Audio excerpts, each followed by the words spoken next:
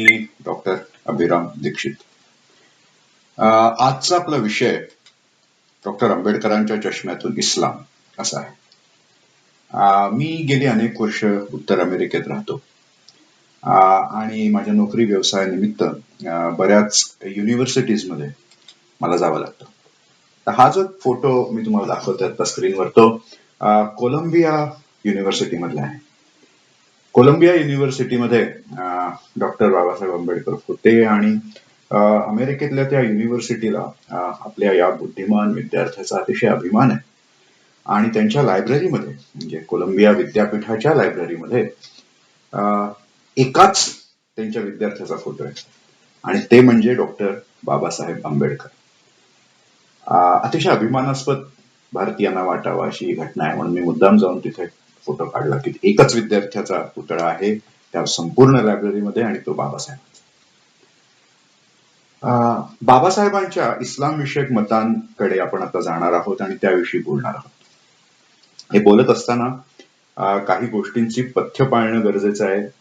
पहिल्यांदा एक लक्षात ठेवलं पाहिजे की बाबासाहेब त्यांचा हा पुतळा जसा लायब्ररीत आहे तसं बाबासाहेब हे स्वतःच एक लायब्ररी आहे. बाबासाहेब स्वतःच एक ग्रंथालय आहे. त्यामुळे हा व्हिडिओ कुणी तुकड्या तुकड्यात पाहू नये. बाबासाहेबांची बहुतेक पुस्तकं, बाबासाहेबांचे बहुतेक विचार हे अतिशय कॉम्प्लेक्स आहेत. म्हणजे त्याच्यात खंडन मंडनाचा भाग असतो, वकिली दावे केलेले असतात. त्यामुळे अर्धवट व्हिडिओ बघण्यात काही अर्थ नाही. तो व्हिडिओ पूर्ण बघितला पाहिजे तरच बाबासाहेबांचं नेमकं म्हणणं काय होतं ते आपल्याला समजू शकेल.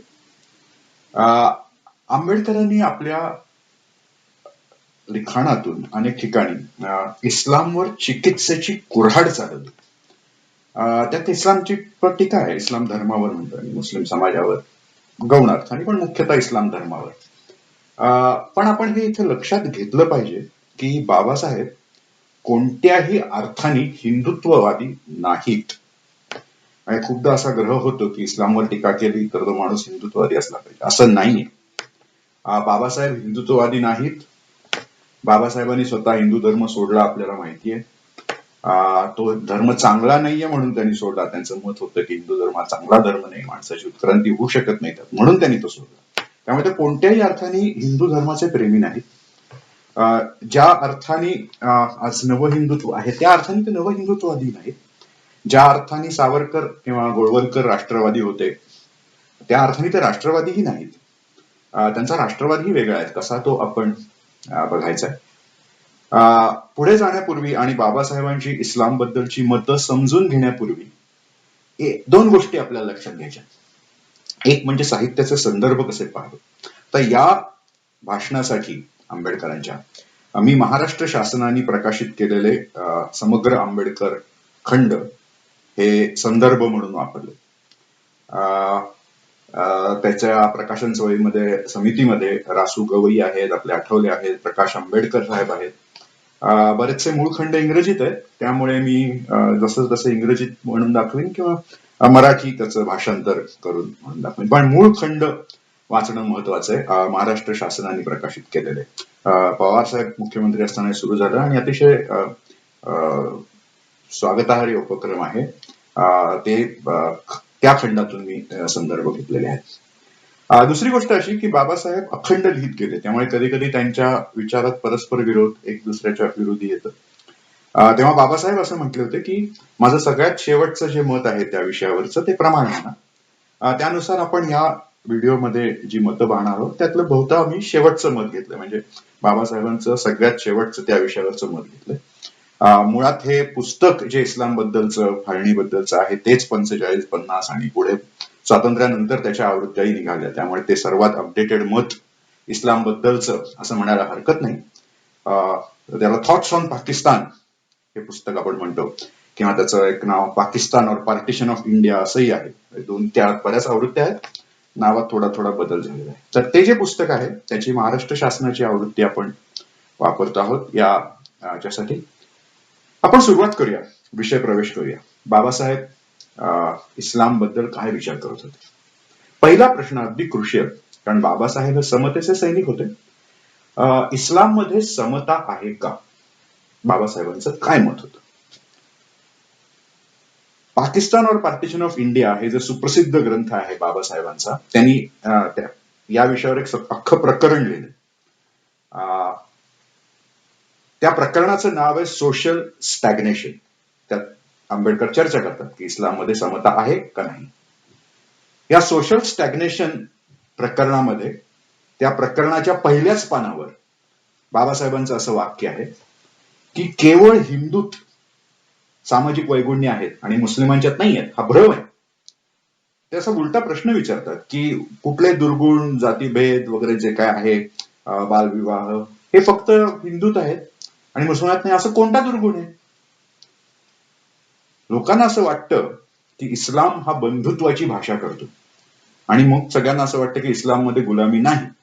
आज जगभरातून गुलामी गेली असली तरी बाबासाहेब म्हणतात, जेव्हा गुलामी होती तेव्हा तिच्या समर्थनाचा प्रारंभ, म्हणजे गुलामीच्या समर्थनाचा प्रारंभ इस्लाम धर्म, बाबासाहेब अगदी स्पष्ट म्हणतात ना, गुलामीच्या समर्थनाचा प्रारंभ इस्लाम धर्म आणि इस्लाम देशातून झालेला होता.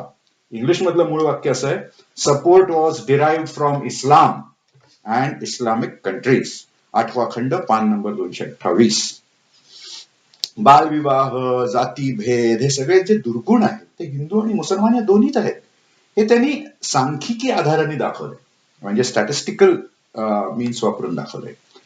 इस्लाम धर्मातली जी विषमता आहे, गुलामी आहे, जाती व्यवस्था आहे, त्याबद्दल बाबासाहेबांनी स्पष्टच म्हटलंय की हे इस्लाम धर्मातून आलेलं आहे. पुढे जाऊन बाबासाहेब असं म्हणतात की गुलामांना माणुसकीने वागवा असं प्रेषित कुराणात म्हणतो, पण त्यांना मुक्त करा असं म्हणत नाही. म्हणजे गुलामांना मुक्त करायची अट नाहीये मुसलमानांवर, नुसतं चांगलं वागवा असंच. गुलामाला चांगलं वागवायचं म्हणजे काय तुम्ही समजू शकता.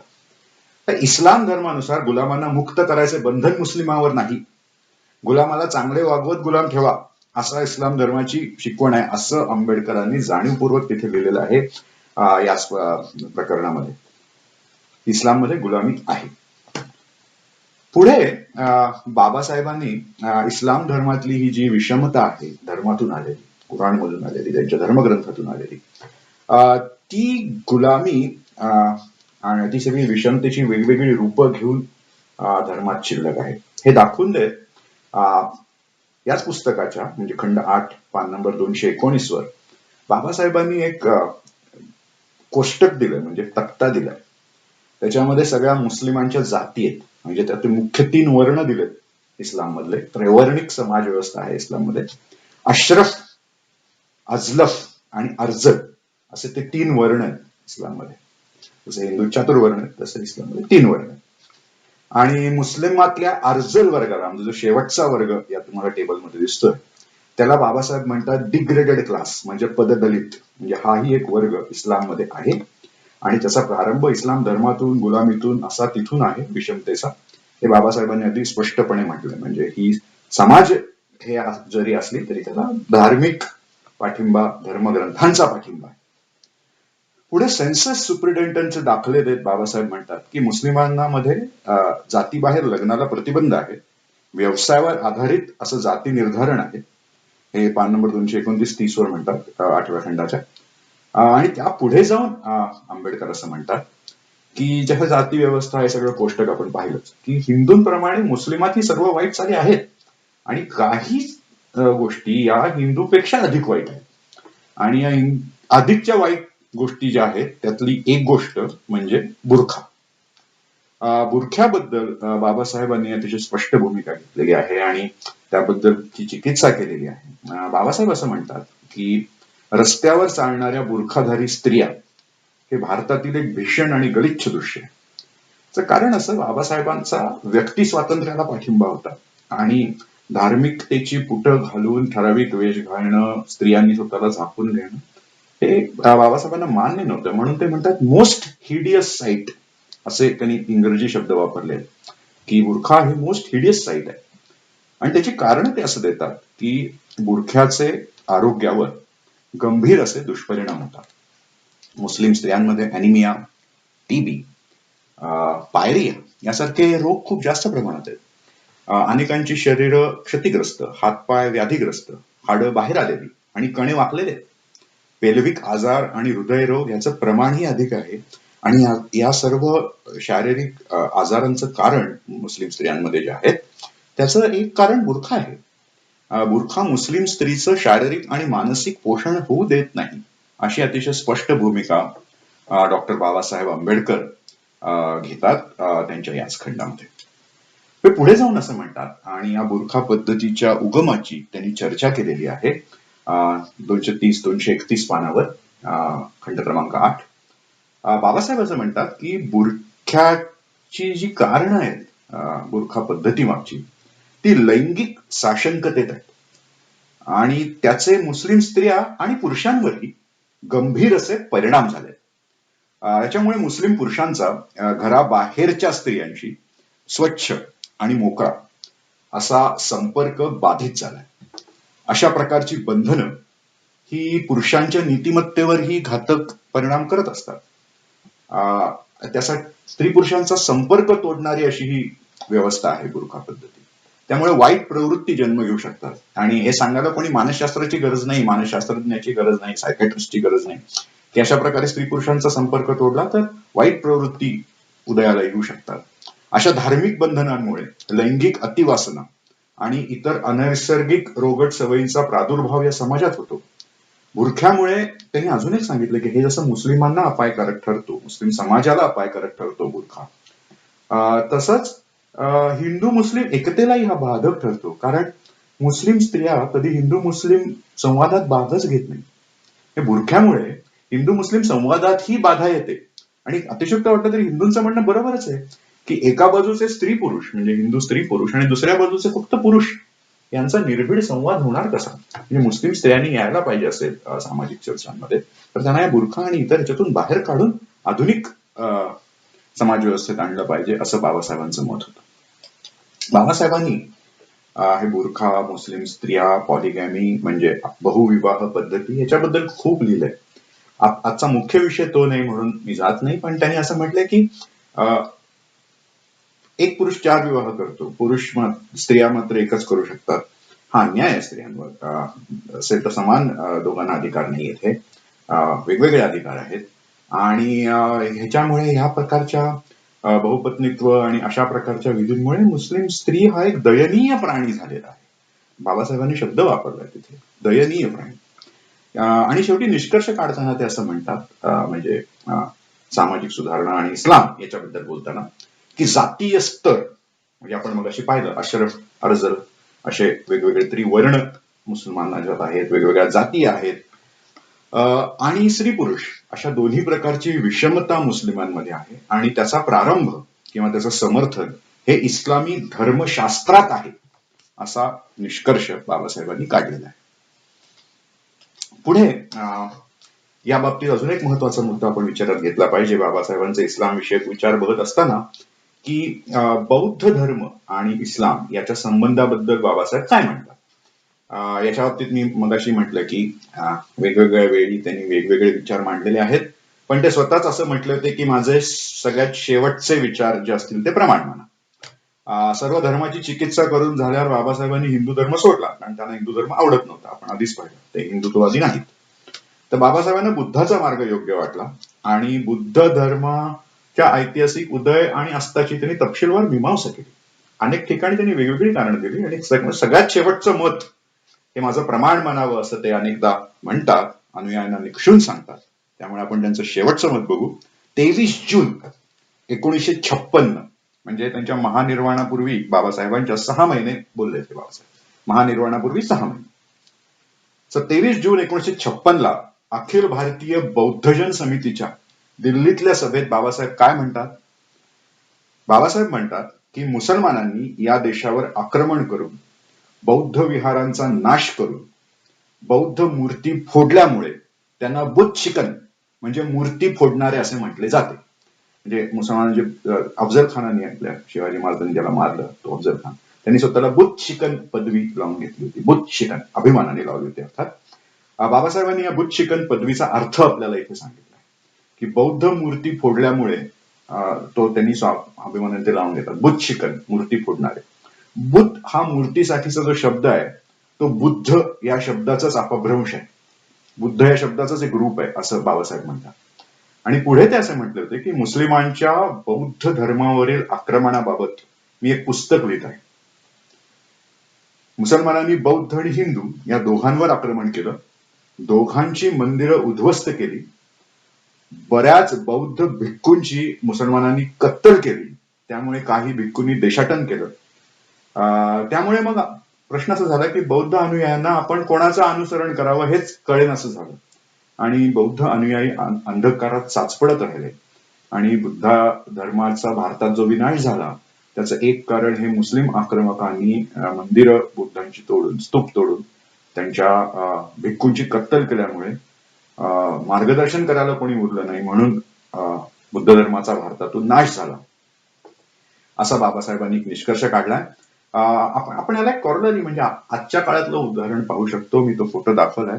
बामियान मधल्या बुद्ध मूर्ती या तालिबाननी फोडल्या होत्या, इस्लामिक गटाने तोफा लावून लावून तोडल्या होत्या. पुढे त्या पुन्हा बांधल्या, पण ज्या मुळातल्या जुन्या बुद्ध मूर्ती होत्या त्या तालिबाननी तोफा लावून तोडल्या होत्या आणि त्याच वृत्तीचा उल्लेख बाबासाहेबांनी इथे केलाय. बाबासाहेब यात म्हणतात की मी मुस्लिमांच्या बौद्ध धर्मावरील आक्रमणाबाबत एक पुस्तक लिहित आहे आणि हे ते म्हटले 23 जून 1956ला. पण दुर्दैव असं की घटनाकारांचं 6 महिन्यातच महानिर्वाण झालं आणि त्यामुळे या विषयावर ग्रंथ लिहिणं त्यांना जमलं नाही, पण आपल्याला हा त्यांचा अभ्यास समजू शकतो इथे. या आयुष्याच्या शेवटी आंबेडकर असा निष्कर्षाला आले की मुस्लिमांकडून विद्वान भिक्खूंची कत्तल झाली, त्यांना देशत्याग करावा लागला आणि मार्गदर्शन न मिळाल्यामुळे बौद्धजन कुठे जातील, त्याचे बोलगेवडे इकडे म्हणजे हिंदू प्रचारक होते, पुरोहित होते ब्राह्मण, त्यांच्या मागे गेले ते. पण जो धर्म नष्ट झाला त्याचं कारण इस्लामिक आक्रमण आहे आणि ते एक महत्वपूर्ण कारण त्यांनी मानलंय. आता हे झालं बौद्ध धर्माबाबत. आपण बघू आता इन जनरल भारताच्या ऐतिहासिक आकलनाबाबत, आणि हे फार महत्वाचं आहे की मुस्लिम इतिहासाचं आकलन बाबासाहेब कसं करतात. हे महत्वाचं का आहे?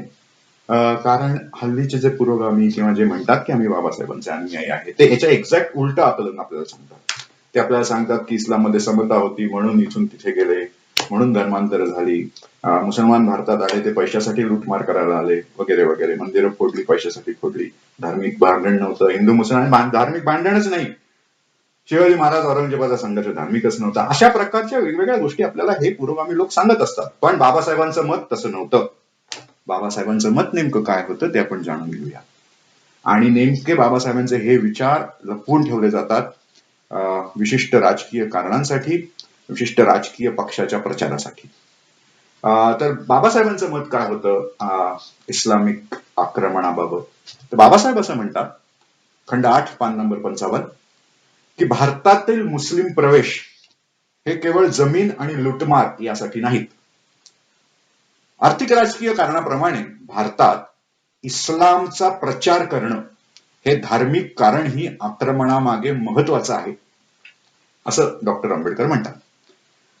मुसलमान भारतात का आले, त्यांच्या येण्यामागची कारणे, राज्य स्थापनेचे हेतू आणि भविष्यातील धार्मिक योजना याचं मुद्देसूद विवेचन घटनाकारांनी केलेलं आहे. भारतात मध्ययुगात हिंदू मुस्लिम एकता वगैरे काही नव्हती, अजिबात नव्हती, असं आंबेडकरांचं मत आहे. आणि अगदी आपण जे 1857चं बंड वगैरे बोलतो ते काय स्वातंत्र्य समर वगैरे नव्हतं. हा मुख्यतः मुस्लिमांनी, आंबेडकरांचं मत, मुस्लिमांनी ब्रिटिशांविरुद्ध केलेला जिहाद होता.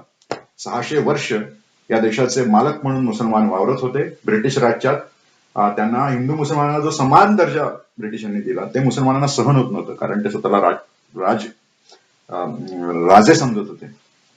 त्यांना ते अपमानास्पद वाटलं समान दर्जा हिंदूंसारखाच, म्हणून त्यांनी ब्रिटिशांविरुद्ध उठाव केला आणि 1857 साली भारताला दारुल इस्लाम करण्यासाठी, आता याचा अर्थ आपण पुढे बघू दारुल इस्लाम म्हणजे काय, पण आंबेडकर असं म्हणतात पान नंबर 49 आणि 295 खंड 8, की 1857 साली भारताला दारुल इस्लाम करण्यासाठी मुस्लिमांनी केलेला तो जिहाद आहे. बाबासाहेबांनी मुस्लिम आक्रमणाचा धार्मिक हेतू सिद्ध करण्यासाठी अनेक मुस्लिम इतिहासकारांची आणि मुस्लिम बादशाहांची वगैरे अशी कोटेशन डायरेक्ट दिलेत, की मुसलमान बादशाहांच्या ज्या डायरी असतात, त्यांचे जे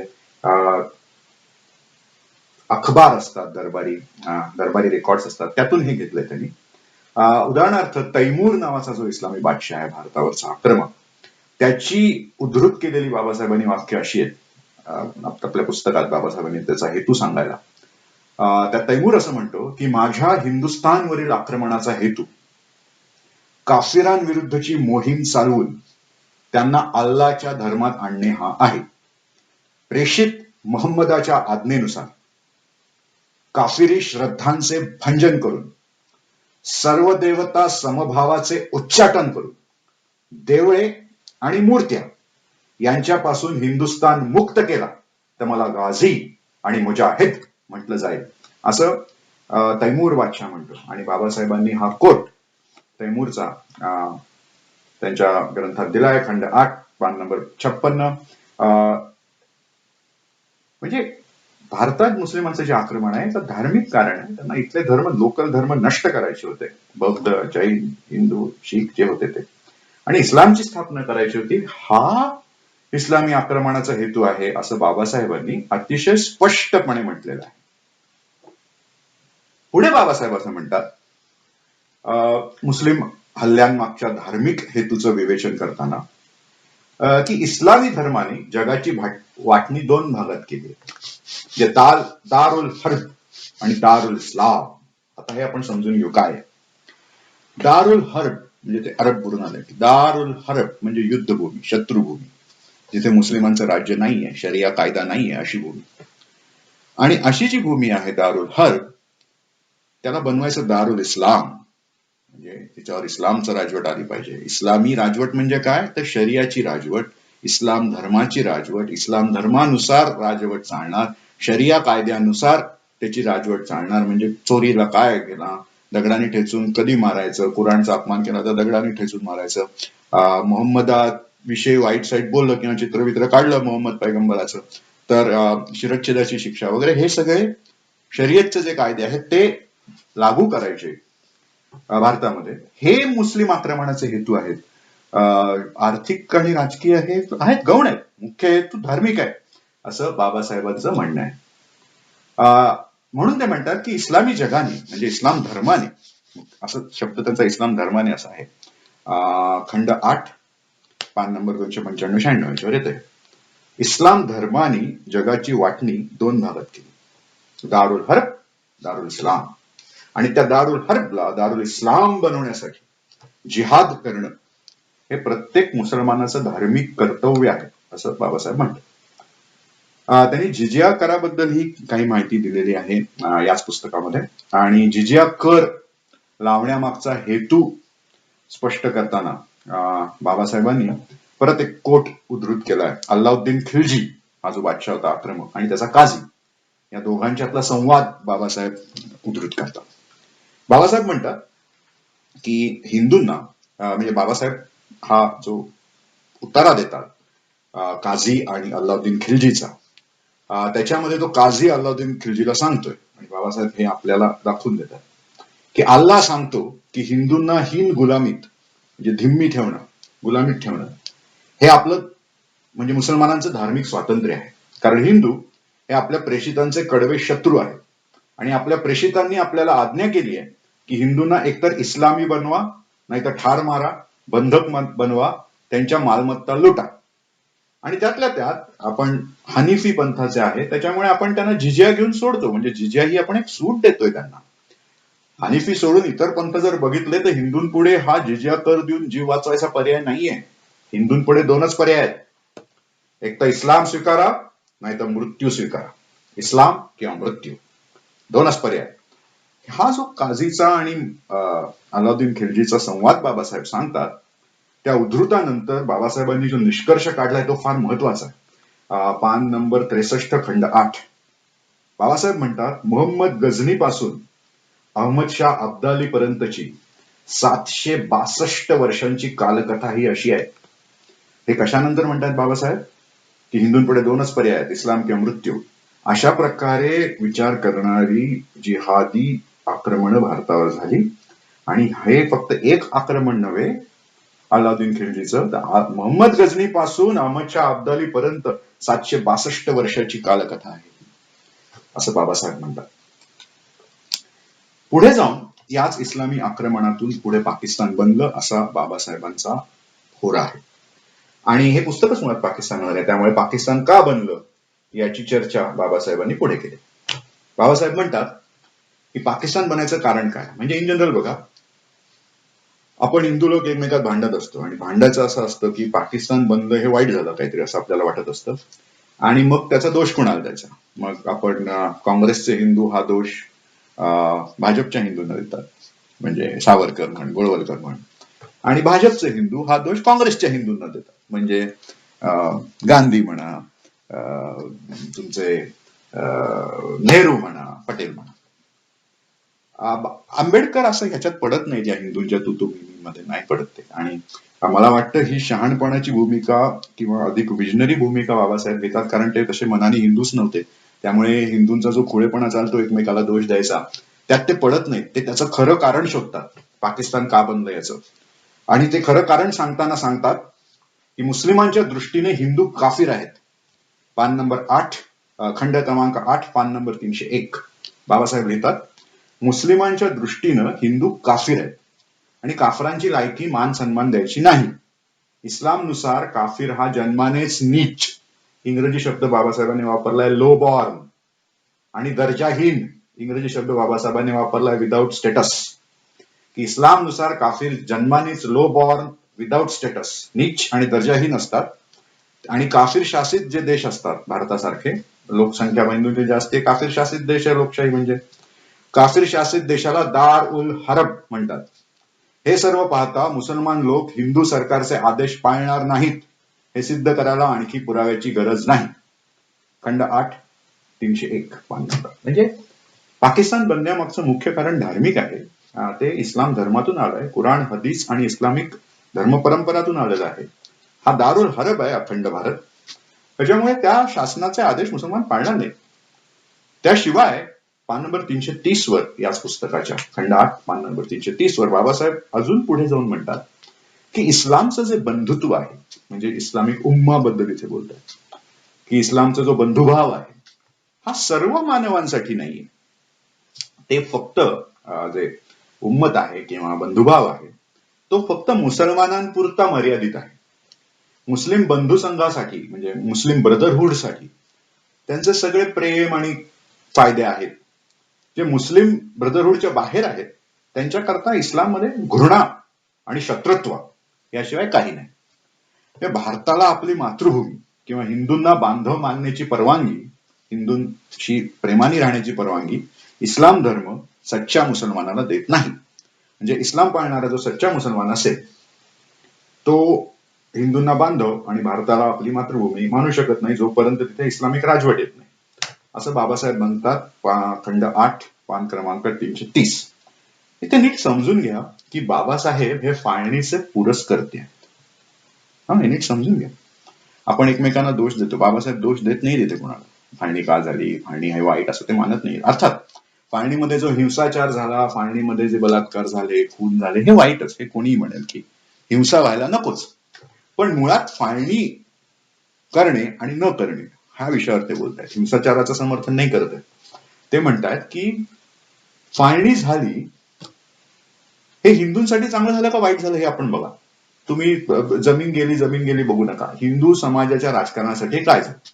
भारत जर अखंड राहिला असता तर धार्मिक संघर्ष इतके जास्त राहिले असते की आजच इतके अखंड भारतात ते अजून जास्त झाले असते, की हिंदूंचा सामाजिक सुधार केवळ अशक्य झाला असता. त्यामुळे फाळणी करावी असं बाबासाहेबांचं मत होतं आणि त्याच्या मागचं इस्लामी धर्मशास्त्र त्यांनी उलगडून सांगितलंय. पाकिस्तानमधील एका पुस्तकाचं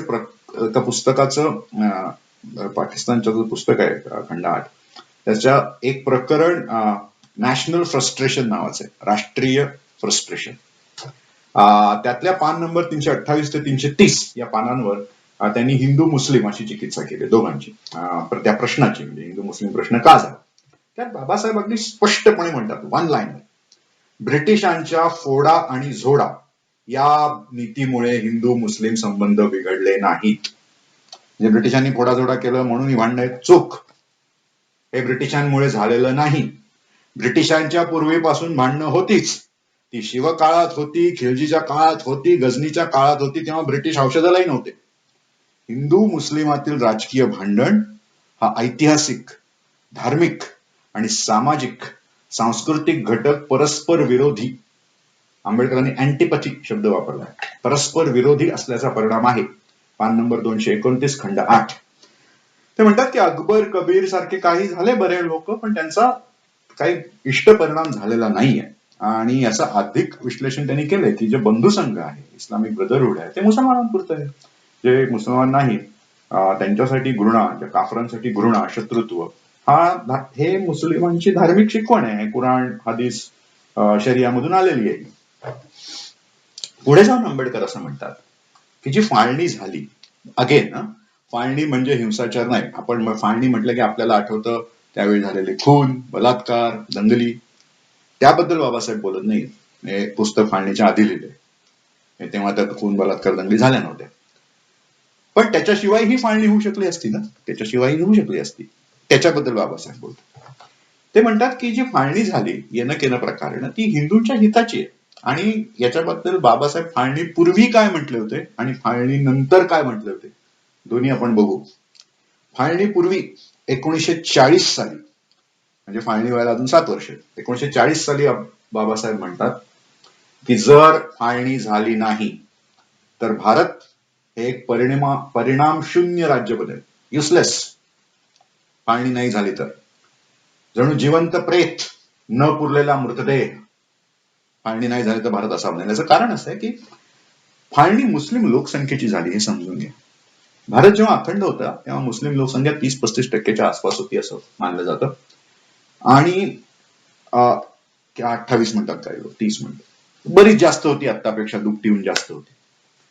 तर ही जी लोकसंख्या होती आणि मुस्लिमांच्या मागण्या अशा होत्या, त्या स्वतंत्र मतदारसंघापासून आपण त्या सगळ्या मागण्या मान्य केल्या होत्या. म्हणजे लोकमान्य टिळकांनी मान्य केली होती. लखनौ करार करून 2 मुसलमानांना 3 मताचा अधिकार आधीच दिला होता. स्वतंत्र मतदारसंघ म्हणजे राखीव जागांच्या पुढचं पाऊल आहे. मुस्लिमांना राखीव जागांच्या पुढचं पाऊल टिळकांनी आधीच दिलं होतं. स्वतंत्र मतदारसंघ म्हणजे मुस्लिम विल वोट फॉर मुस्लिम्स. हे मतदारसंघ आता कसं हिंदू मुस्लिम सगळेच मत देतो आपण आपल्या उमेदवाराला, टिळकांनी असे मतदारसंघ दिले होते फाळणीपूर्वी की ज्यामध्ये Muslims will vote for Muslims. So ओवेसीच निवडून येणार तिकडे, तिकडे त्यांना सर्व धर्म संपवायची गरजच नाही. अशा प्रकारचे मतदारसंघ आपण काँग्रेसने आधीच मान्य केले होते. काँग्रेसने म्हणजे हिंदूंनी, लोकमान्य टिळकांनी. तर अशा प्रकारचं जे अखंड भारत येणार होतं, ज्यामध्ये मुस्लिम 50% थेट सत्ता मागत होते, आमच्या परवानगीशिवाय कुठला कायदा करायचा नाही म्हणत होते, त्या प्रकारचं जे अखंड भारत आहे ते म्हणजे न पुरलेला मृतदेह आहे असं बाबासाहेब म्हणतात, जिवंत प्रेत. म्हणून बाबासाहेबांचा त्या प्रकारच्या तडजोडीच्या अखंड भारताला विरोध आहे. कारण त्याच्यामध्ये हिंदूंना लोकशाही अधिकारच मिळत नाहीयेत त्यांचे, मुसलमानांना सगळं द्यायला लागतंय, त्याशिवाय मुसलमान ऐकत नाहीयेत. कारण अखंड भारताचे जे पर्याय मुसलमानांकडून आहेत त्याच्यामध्ये सगळी राजकीय शक्ती मुसलमानांना जातीये. म्हणून फाळणी झाल्यानंतर 1955 साली बाबासाहेब म्हणाले होते, बघा काय म्हणतात, 1955 साली, हे फाळणी झाली 47 ला, हे जवळजवळ 47 आणि 3 50 55 8 वर्षांनी, फाळणी झाल्यानंतर 8 वर्षांनी बाबासाहेब म्हणतात की पाकिस्तान पासून भारत वेगळा झाला याचा मला आनंद झाला होता. तसे पाहता, आता हिंदू एकमेकांना दोष देतात ना, कोण कोण कोण दोषी आहे फाळणीला, त्यांनी नीट ऐका. पाकिस्तान, बाबासाहेब म्हणतात 1955 साली पाकिस्तान झालं, मला आनंद झाला. तसे पाहता मीच, म्हणजे बाबासाहेब, मीच पाकिस्तानचा तत्वज्ञ होतो. मी फाळणीचे समर्थन केले ते यासाठी की केवळ फाळणीमुळे हिंदू स्वतंत्रच नव्हे तर मुक्त होऊ शकणार होते. जर भारत अखंड राहिला असता तर हिंदूंना मुस्लिमांच्या दयेवर जगावे लागणार होते. जर फाळणी झाली नसती तर अखंड भारतात एकाच देशाचे पण 2 राष्ट्रांचे सरकार अस्तित्वात आले असते आणि या 2 राष्ट्रांपैकी मुसलमान ही निश्चितपणे शासनकर्ती जमात बनली असती.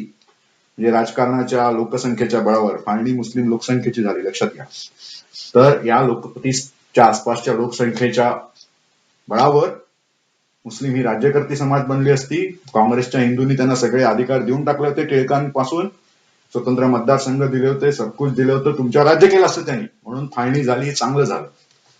त्याच्या पुढे जाऊन बाबासाहेब असं म्हणतात, बाबासाहेब नास्तिक, बुद्धिवादी, रॅशनलिस्ट, पण इथे त्यांनी देवाचं नाव घेतलंय, म्हणजे विनोदानेच घेतलं असेल. तर पुढे जाऊन बाबासाहेब असं म्हणतात, खंड पहिला, पान नंबर 146, की जेव्हा फाळणी झाली तेव्हा मला असं वाटलं की परमेश्वराने या देशावरील शाप काढून घेतला असून हा देश एकसंघ, महान, वैभवशाली बनण्याचा मार्ग मोकळा झाला आहे. का म्हणतात असं? फाळणी झाली नसती तर मुस्लिमांकडे सर्व राजकीय अधिकार फार जास्त राहिले असते, राखीव जागा राहिल्या असत्या, मंत्रिमंडळातल्या 50% सीट राहिल्या असत्या. हे सगळं टिळकांनी करार करून दिलं होतं आधीच काँग्रेसने. ते गेलं. हिंदूंचं लोकशाही सेक्युलर सरकार आलं, जे हिंदूच आणू शकत होते. हिंदू मुस्लिम एकत्र ते आणू शकत नव्हते सेक्युलर लोकशाही सरकार. म्हणून बाबासाहेब फाळणीचे समर्थक. लक्षात घ्या, आपलं संविधान जे बनलं सेक्युलर, आधुनिक, बुद्धिवादी, हे संविधान कोण बनवलं? फाळणी नंतरच्या लोकांनी बनवले ते, म्हणजे हिंदू मेजॉरिटी सरकारने. फाळणी झाली नसती तर असं सेक्युलर संविधान बनवायचं नाही, ही जिन्हाची पहिली अट होती. अशा प्रकारचं आधुनिक विज्ञाननिष्ठ संविधान त्यांनी बनूच दिलं नसतं. बाबासाहेबांचा फाळणीला पाठिंबा येतो. म्हणून मुस्लिमांच्या जमातवादी धर्मांध राजकारणामुळे भारत आधुनिक होऊ शकणार नाही.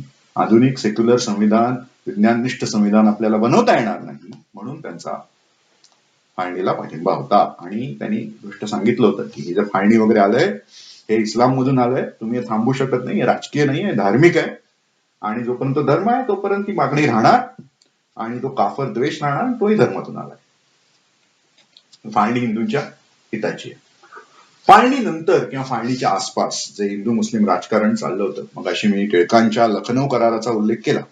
त्याच्यामध्ये टिळकांनी सगळ्या मुस्लिमांना राजकीय जागा देऊन टाकल्या. नुसते टिळक नाही, गांधीही तेच, सगळे काँग्रेसी नेते. एक ते लाला लजपत रायांचा अपवाद सोडला तर मुख्य जे काँग्रेसी मेनस्ट्रीम होती ती मुस्लिमांना काय पण द्या आणि पुढे चला, स्वातंत्र्य मिळवा, अशा मताची होती. आंबेडकरांनी याच्यावर फार आक्षेप घेतलाय आणि काँग्रेसचं जे मुस्लिम आणि इस्लाम बाबतीतलं धोरण आहे ते संपूर्णपणे चुकलेलं आहे, असा आंबेडकरांचा आरोप आहे. काँग्रेसच्या धार्मिक राजकारणाला आंबेडकरांनी मुस्लिमांचा अनुनय, लांगुलचालन, अपीजमेंट असं विशेषण वापरलं. म्हणजे मुस्लिम अपीजमेंट, मुस्लिम लांगुलचालन, मुस्लिमांना हाजी हाजी करणे, दाढ्या कुरवाळणे, हे जे आपण आज शब्दप्रयोग वापरतो हे बाबासाहेबांनी 1940 साली पहिल्यांदा वापरले. अपीजमेंट हा शब्दप्रयोग, मुस्लिम अपीजमेंट हा शब्दप्रयोग म्हणजे काँग्रेससाठी, काँग्रेस असं करत आहे असा आरोप बाबासाहेबांनी 1940 साली केला. अशी विशेषणे, अशी मुस्लिम अपीजमेंट, तुम्हाला आश्चर्य वाटेल, या पुस्तकात अक्षरशः शेकडो वेळा आले मुस्लिम अपीजमेंट हा शब्द, खंड 8 मध्ये. आणि एकट्या मी नुसती पानं चाळत होतो, पान नंबर 270 वर खंड 8 मुस्लिम अपीजमेंट हा शब्द 6 वेळा आलाय, 6 एकाच पानावर. बाबासाहेब लिहितात, काँग्रेसला अपीजमेंट आणि सेटलमेंट यातला फरक कळत नाही. अपीजमेंट म्हणजे अनुनय, लांगुलचालन. लांगुलचालन माहिती आहे काय? लांगुलचालन हा संस्कृत शब्द आहे.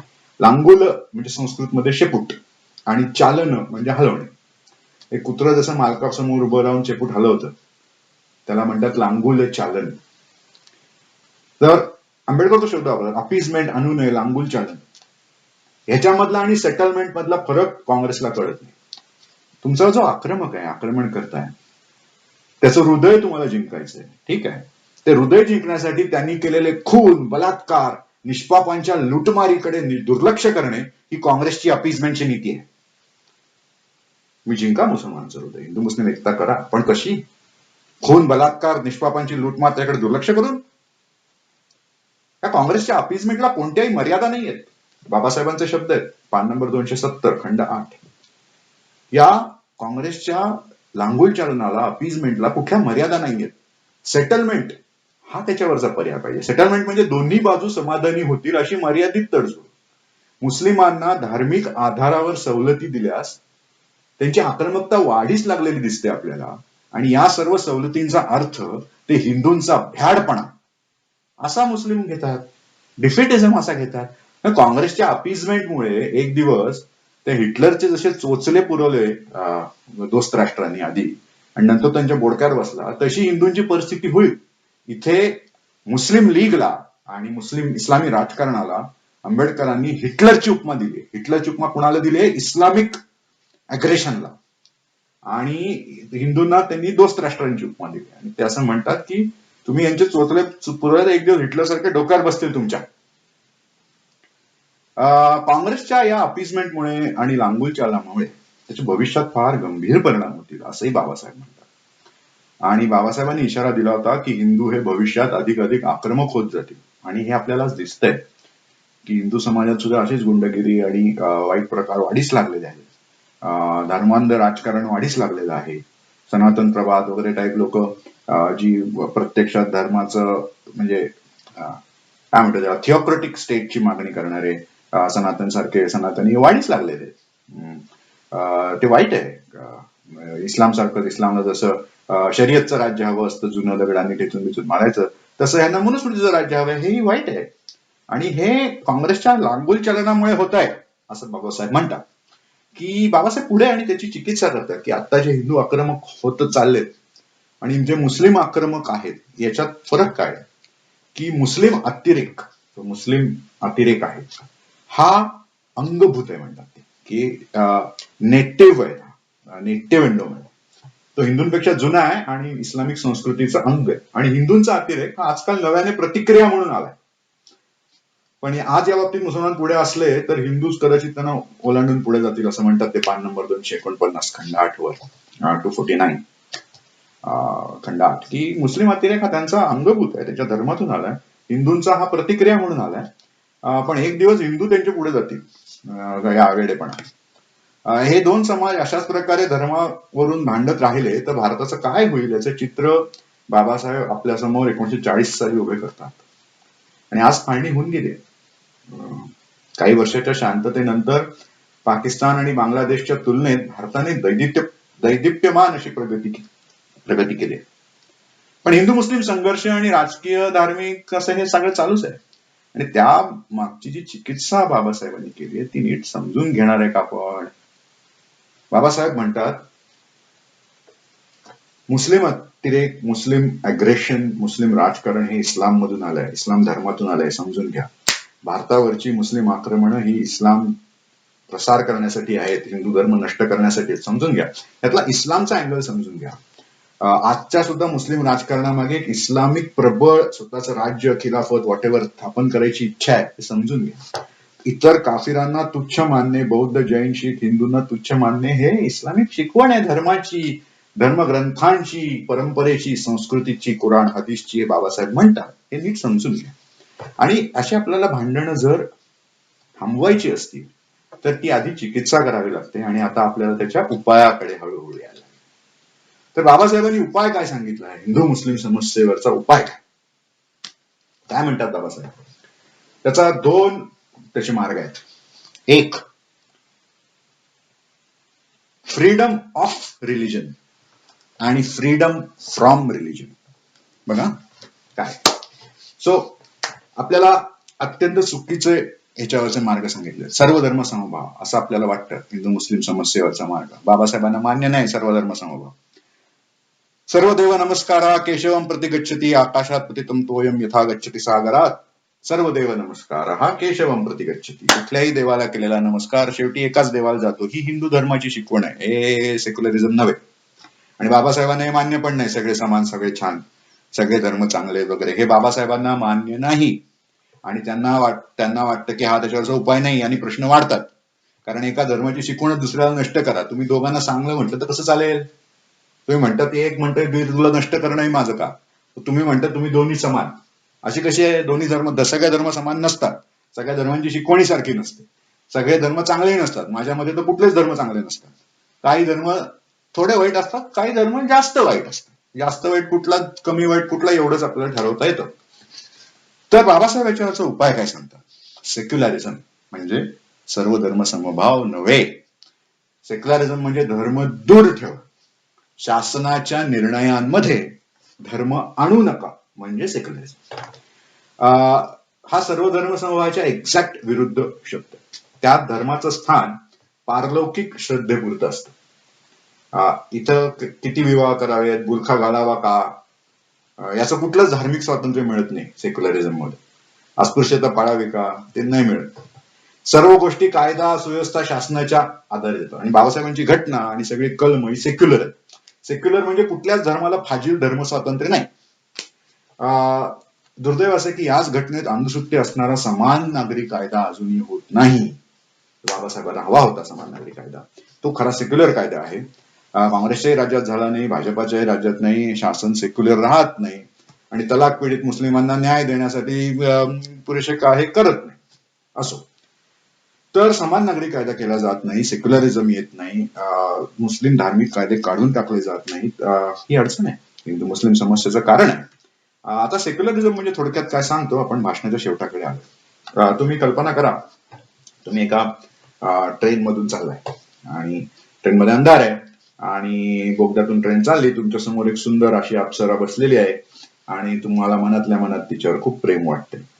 आता मनातल्या मनात खूप प्रेम वाटते, प्रेम वाटते, प्रेम वाटते, वाटू द्या.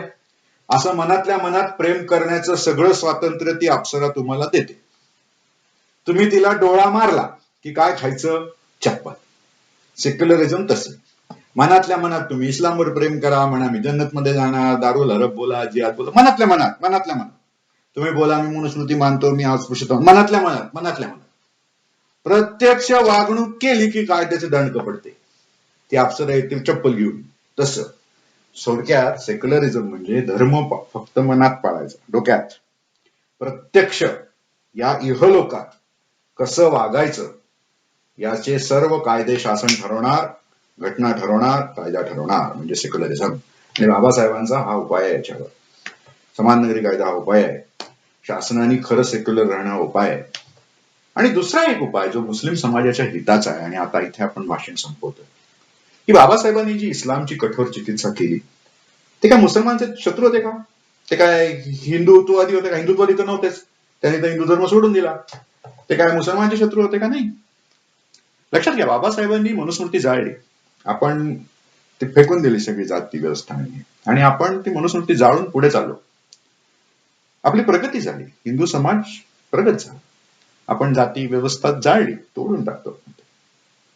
हे सगळं चांगलं झालं, हिंदू समाजासाठी ह्या चांगले बदल आहेत. तसं मुस्लिम समाजासाठी व्हायला मुसलमानांनी काय करायला पाहिजे सांगा? मुसलमानांनी करायला पाहिजे आधुनिक विज्ञान, ज्ञान, सेक्युलरिझम हे स्वीकारलं पाहिजे. धर्माच्या दलदलीतून बाहेर आलं पाहिजे, जसे हिंदू बाहेर आले. सिंपल. ते तुम्हाला एक उदाहरण देतो कसं याचा प्रॉब्लेम काय होतो. मी एकदा एका टीव्हीवरच्या भाषणाला गेलो होतो. भाषण नव्हतं, ते पॅनलवर बोलवतात ना, ते कावळे कोंबडी झुंजवतात, ते 4-4, 5-5 मिनिटं देतात एका पॅनलिस्टला, आणि मग पत्रकार तुम्हाला मोठीत धरून काहीतरी प्रश्न विचारतात. तर गेलो होतो तिथे. ते नुकतंच ते मुस्लिम अतिरेकी हे झालं होतं आणि फ्रान्समध्ये कोणाचा तरी गळा कापला होता, कार्टून काढलं म्हणून. अतिरेकी काम होतं. तिथे 3-4 प्रकारचे मुस्लिम प्रतिनिधी होते. ते बहुतेक नौशाद उस्मान होते, ते म्हणजे मुस्लिम धर्मवादी. दुसरे होते स्वतःला प्रगत मुस्लिम म्हणवणारे होते, की ते नाही नाही नाही आम्ही प्रगतीशील मुस्लिम आहे, मुस्लिम सत्यशोधक टाईप व्हायचं. असे 2-3 गट आले होते. तर प्रत्येक जण काय म्हणत होता लक्षात घ्या, गळा कापणं चुक आहे म्हणे, आम्ही त्याला जाऊन समजू आणि त्याचं प्रबोधन करू आणि त्याला तो शेवटी मुसलमान होईल. जे गट म्हणत होते आम्ही मुस्लिम पुरोगामी आहे, ते म्हणत होते की कुराणमध्येच आहे बुद्धिवाद. मोहम्मद पैगंबरांचं कुठलं तरी हदीस काढून ते दाखवत होते की पैगंबर म्हटले की तुम्हाला दुसरीकडे कटे काय नाही मिळेल तर स्वतःची बुद्धी वापरा, हे ते बुद्धिवाद म्हणून सांगत होते. म्हणजे हसायला चाललं मला. स्वतःची बुद्धी वापरा म्हणजे बुद्धिवाद असं त्यांना वाटतं. बुद्धिवादाचा अर्थच नाही काढलेला रॅशनॅलिझमचा. तर असं काहीतरी, म्हणजे शेवटी बुद्धिवादाचा आधार सुद्धा ते कुराणमध्ये शोधतात. शेवटी तुम्हाला आम्ही जसं धर्मग्रंथ सोडून बाबासाहेबांनी मनुस्मृती जाळली, पुढे गेले, आधुनिक विज्ञाननिष्ठ झाले. तुम्ही तुमचं ठरवायला लागेल. तुम्हाला मुस्लिमांना या धर्माच्या दलदलीत राहायचं की पुढे जायचं हे ठरवावं लागेल. मुस्लिम समाजात समाज सुधारणा, धर्म सुधारणा करायची प्रोसेसच अस्तित्वात नाहीये. हा प्रॉब्लेम आहे. सगळं ते कुराण आणि हदीस ह्याच्या पुढे जायला तयार नाहीयेत. ते त्याच्यात असेल तेच आम्ही खेळणार. आम्हाला जी सुधारणा करायची ती कुराणमध्येच असली पाहिजे, नसेल तर आम्ही म्हणणार की ती कुराणमध्येच होती. म्हणजे पुढे जायला पाहिजे. धर्मचिकित्सा हा विषय तुम्ही त्याज्य मानलाय तो घ्यायला पाहिजे. जी काही लहान सहान सुधारक मंडळ आहेत, काहीतरी आहेत छोटस मुस्लिम सत्यशोधक वगैरे, ते कुराणाच्या परिभाषेबाहेर जात नाही. बुद्धिवादाचं समर्थन करण्यासाठी सुद्धा हदीस मधली पैगंबर वचनं लागतात त्यांना. त्याच्यामुळे मुस्लिम समाजाचं प्रचंड नुकसान होते. विज्ञाननिष्ठा, बुद्धिवाद याचा मुस्लिम समाजात प्रसार करणं बाबासाहेब आवश्यक मानतात. त्यासाठी त्यांनी एक रेनन नावाचा विचारवंत उद्धृत केला.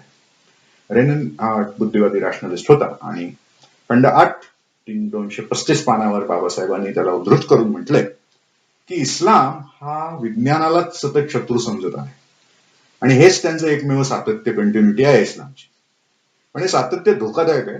इस्लामच्या दुर्दैवाने इस्लामला यश मिळत आलं, ते तलवारीवर जिंकले, पण विज्ञानाचा आणि बुद्धिवादाचा वध करून खरं तर इस्लामने स्वतःच्या प्रगतीचाच वध केलाय किंवा स्वतःचाच वध केलाय. जगाचा शाप घेतलंय आणि हिनत्व पत्करलंय. हे रेननचं कोट बाबासाहेबांनी उद्धृत केलंय खंड 8 235 वर, आणि हे अतिशय विचार करण्यासारखं आहे. हिंदू मुस्लिम प्रश्न आपण भावनिकतेने बघतो, द्वेषाने बघतो, भांडणाने हा सुटेल, दंगली करून सुटेल असं काहींना वाटतं. हा तसा सुटणारा प्रश्न नाहीये. बाबासाहेबांनी जो उपाय सांगितला सेक्युलरिझमचा, बुद्धिवादाचा, खऱ्या विज्ञान निष्ठेचा, म्हणजे कुराणमध्येच बुद्धिवाद आहे असा अर्थाचा नव्हे, धर्मग्रंथ सोडून पुढे जाण्याचा, बाबासाहेबांनी म्हणून ते जाळली तशा अर्थाचं ते स्पिरिट पाहिजे. म्हणजे मी म्हणत नाही की मुसलमानी सुद्धा तसंच करायला पाहिजे, जाळाजाळी, पण करू नका, ते तुमचा प्रश्न आहे. पण तुम्ही पुढे जाण्याची ती जी प्रवृत्ती आहे, धर्म सोडा मागे, चला पुढे, हे शिकायला हवं. ते जे पुस्तक आहे, यात मी बरेच खंड घेतले आंबेडकरांचे, बरेच. मुख्यतः आपण Pakistan of partition of India किंवा थॉट्स ऑन पाकिस्तान या पुस्तकातले मुख्यतः रेफरन्स आहेत. खंड 8 हे जे पुस्तकाची पहिली आवृत्ती होती त्याच्यावर बाबासाहेबांनी एक पहिल्या पानावर हे देतात ना, कविता वगैरे, अर्पण पत्रिका सारखं, ती ही आहे, मी स्लाइड दाखवतोय ती. हिंदूंच्या भल्यासाठी हिंदूंची धर्मचिकित्सा आणि प्रबोधन आवश्यक आहे असं आंबेडकरांना वाटायचं. मी सुरुवातीला म्हटलं की आंबेडकर काय हिंदुत्ववादी नाही. आंबेडकर काय आता आपण सावरकर जसे राष्ट्रवादी होते तसे राष्ट्रवादी नाही, त्यांचा राष्ट्रवाद वेगळा आहे. तसं आंबेडकरांचा ज्या राष्ट्रवादातून त्यांना जे हिंदूंच्या भल्यासाठी करावं असं वाटतं, आपलेच राष्ट्रबांधव मानतात ते हिंदूंना, आणि हिंदूंचं हित होण्यासाठी ते म्हणतात फाळणी करा, राजकीय अधिकार तुमच्याकडे घ्या, धर्म मागे ठेवा, आधुनिक व्हा, विज्ञाननिष्ठ व्हा, पुढे जा. तेच ते मुसलमानांना सांगतात, पण हे चिकित्सा करून सांगतात. आपल्याकडे पुरोगामी हे इस्लाम हा चांगलाच धर्म आहे, समतेचा धर्म आहे, हिंदूतून लोक मुसलमान झाली कारण इस्लाम चांगला धर्म आहे असं काहीतरी प्रचार करतात. बाबासाहेब तसं म्हणायचे नाही, इस्लामची चिकित्सा करायची, इस्लाम मधले इश्यूज सांगायचे. आणि काहीतरी हे विचित्र एक धारणा सध्या झाली की इस्लामची चिकित्सा केली तर हिंदुत्ववाद्यांना फायदा होतो. यातून बाहेर पडा, हा मूर्खपणा बंद करा. तुम्ही लोकांनी इस्लामचं लांगुल चलन केलं म्हणून हिंदुत्ववाद्यांना फायदा झाला, तुमच्या चिकित्सेमुळे नाही झालेला, तुमच्या लांगुल चलनाचा फायदा झाला. इस्लाम मुक्तिदाता, समतेचा, शांततेचा धर्म आहे, या कम्युनिस्टांनी पसरवलेल्या अंधश्रद्धा आहेत. या अंधश्रद्धेतून मुक्त झालं पाहिजे. कम्युनिस्टांचे प्लॅन आणि त्यांची टोकी अभ्यासू असली तरी पुरोगामी नाहीत, संविधानिक नाहीत. आपले मेंदू कम्युनिस्टांकडे गहाण टाकायची गरज नाही. या विषयावर बाबासाहेबांचे विचार अभ्यासले पाहिजे. बाबासाहेबांनी इस्लामची कठोर चिकित्सा केली. त्या धर्मात समता नाही, सहिष्णुता नाही, आधुनिकता नाही असा बाबासाहेबांचा निष्कर्ष आहे. आधुनिकता नाही असा निष्कर्ष आहे, समता नाही असा निष्कर्ष आहे, सहिष्णुता नाही हिंदूंसाठी असा निष्कर्ष आहे, काफरांविषयी द्वेष आहे असा निष्कर्ष आहे. मुस्लिम बांधवांना, असं आपण हिंदू लोक करीत काही आपणही या धार्मिक दलदलीत होतो. आपणही अस्पृश्यता, सती प्रथा सगळं पाळत होतो. हळूहळू त्यातला बराचसा भाग, मी सगळा म्हणणार नाही, काही दोष आपल्याकडे अजून शिल्लक आहेत, पण त्यातला बराचसा भाग आपण सोडून दिला आणि या धार्मिक दलदलीतून थोडे बहुत तरी आपण बाहेर आलो. आता मुस्लिम बांधवांना आपल्या या धार्मिक दलदलीतून बाहेर काढणं हे आंबेडकरांचा अनुयायी म्हणून मला माझं कर्तव्य वाटतं. विज्ञान आणि विवेक याच्या प्रचाराशिवाय हे अशक्य आहे. इस्लाम धर्म चिकित्सा अटळ आहे. आपल्याला चिकित्सक बुद्ध्यांक वाढवावा लागणार आहे. बाबासाहेबांच्या थॉट्स ऑन पाकिस्तानच्या मूळ आवृत्तीतल्या पहिल्या पानावरचं कोटेशन हे मी दाखवतोय. म्हटलं बाबासाहेब देव नाही म्हणायचे, बुद्धिवादी राष्ट्रनिष्ठ होते, म्हणजे विनोदानी असं कधी कधी फिगर ऑफ स्पीच म्हणून बाबासाहेबांनी असं म्हणतात की बाबा, ओ लॉर्ड, बाबा दे महाराज, मेंदू दे, बुद्धी दे, अन्यथा मरेल विजयाची सुनिश्चित आशा. म्हणजे जे आपण जिंकणार आहे, जे आपण कॉन्कर करणार आहे, ज्याच्यावर आपण विजय पताका आपली प्रस्थापित करणार आहे, तो विजय आपल्या हातून निघून जाईल, कारण आपल्याला बुद्धी नाही, आपण चिकित्सा करत नाही, आपण धर्मचिकित्सा करत नाही. आणि ज्याप्रमाणे आजच्या भाषणाचा विषय हा इस्लाम चिकित्सा होता, हिंदू धर्माची त्यांनी भरपूर चिकित्सा केली आहे, याच्यापेक्षा कठोर केली आहे, त्यांनी हिंदू धर्म सोडला, हे सगळं जरी खरं असलं तरी आता ते विषय बऱ्यापैकी आउटडेट झाले. तसंही हिंदू धर्माचं काय म्हणतो फारसं काही कौतुक उरलेलं नाहीये आता. सनातन धर्माचं काही कौतुक उरलेलं नाहीये. जिथे उरलंय तिथे त्याची चिकित्सा व्हायला पाहिजे. आणि इस्लामचं होत नाही चिकित्सा, त्याची उलटी चिकित्सा होते. म्हणजे इस्लाम किती चांगला आहे हे पुरोगामी आपल्याला सांगत बसतात. त्यांचा धर्म चांगला आहे मुळात. कुराण बिराण हे सगळं आहे, याच्यात आधुनिकता आहे. म्हणजे मी तर एका पुरोगामाला प्रश्न विचारला होता की न्याय, समता, शांतता, बंधुता, सहिष्णुता, लोकशाही, आधुनिकता, विज्ञान हे सगळं तुम्ही 1400 वर्षापूर्वीच्या एका ग्रंथात कसं शोधता? अवघड आहे. असो. तर आपण पुढे जायला पाहिजे, आधुनिक विचार स्वीकारायला पाहिजे, हे त्या हिंदू मुस्लिम समस्येवरचं बाबासाहेबांचं उत्तर आहे. आणि त्याचा मार्ग हा धर्मचिकित्सेतून जाणार आहे असं बाबासाहेब म्हणतात. बाबासाहेबांच्या स्मृतीतनी त्यांना पुन्हा अभिवादन करून मी माझं भाषण संपवतो. पुन्हा पहिल्या फोटोकडे जाऊ. बाबासाहेब एक ग्रंथालय, त्या कोलंबिया युनिव्हर्सिटीमध्ये त्यांचा पुतळा बघून मला भरून आलं होतं, अभिमान वाटला होता. ते ग्रंथालय आपल्याला समजून घ्यायला पाहिजे, त्याशिवाय भारताला पुढे जाता येणार नाही. म्हणजे बाबासाहेब नावाचं ग्रंथालय जोपर्यंत आपण समजून घेत नाही, पण त्याचा अभ्यास करत नाही, त्यांच्या दृष्टिकोनाचा अभ्यास करत नाही, तोपर्यंत भारताला भविष्य नाही. असं म्हणून मी माझं भाषण संपवतो. नमस्कार. जय भीम.